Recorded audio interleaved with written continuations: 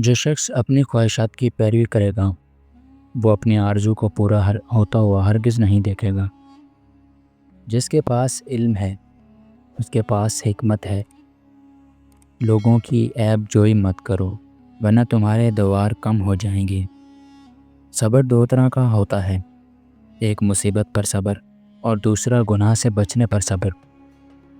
دوستی اور دشمنی میں حد سے تجاوز نہ کرو، ہو سکتا ہے آج کا دشمن کل دوست بن جائے اور آج کا دوست کل دشمن بن جائے۔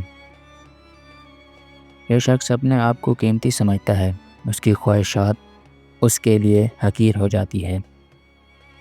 خاموشی حکمت کی کنجی ہے، دنیا کی محبت ہر برائی کی جڑ ہے۔ جب تمہیں کوئی برائی یاد آئے تو اسے چھپاؤ، اور جب تمہیں کوئی بھلائی یاد آئے تو اسے ظاہر کرو۔ جس نے اپنے غصے پر قابو پایا، در حقیقت اس نے اپنے دشمن پر قابو پایا۔ علم دولت ہے اور جہالت افلاس۔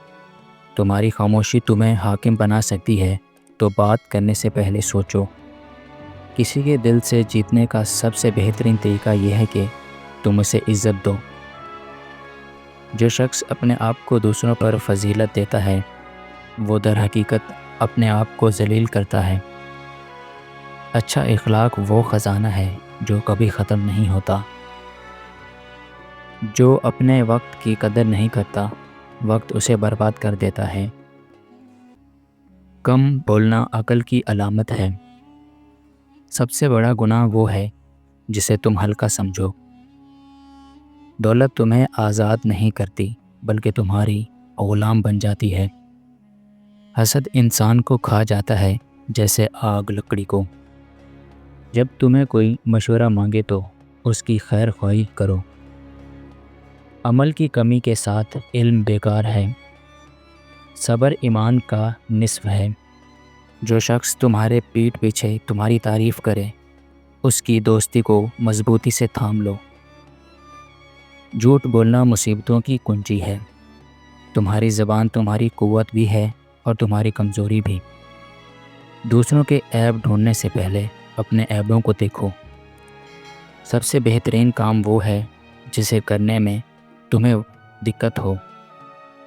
غم اور پریشانی انسان کو آزمائش کے لیے ملتی ہے، اسی لیے صبر سے کام لو۔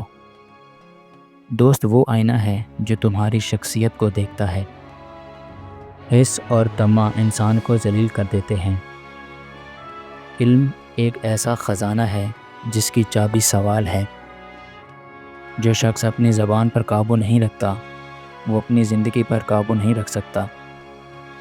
لوگوں کی قدر کرو، ان کے حسب و نسب سے پہلے ان کے اخلاق و کردار سے بچو۔